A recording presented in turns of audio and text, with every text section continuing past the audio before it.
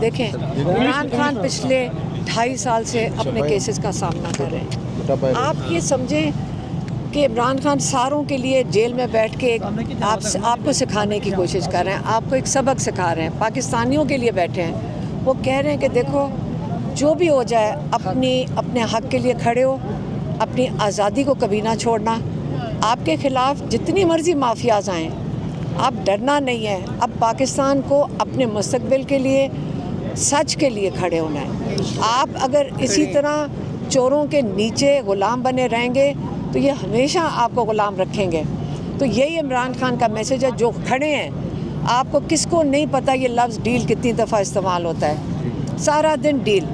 آپ نے دیکھ لی ہے. آپ کا خیال ہے کہ 14 سال کی سزا کیوں نہیں 1 مہینے سے سنا رہے تھے؟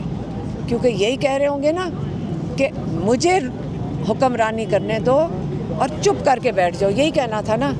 عمران خان یہ نہیں کہہ رہا کہ میں چپ بیٹھوں یا بولوں. وہ کہہ رہے کہ جو بھی کیس ہے میں سزا دو, جو مرضی کرو. میں سارا اپنا کیس جوڈیشری کے سامنے رکھوں گا, ججز کے سامنے جاؤں گا, عدالتوں میں جاؤں گا. تو عمران خان وہی کر رہے ہیں جو انہوں نے آپ سے وعدہ کیا تھا. ٹھیک. اچھا کیمرہ مین وحید جی.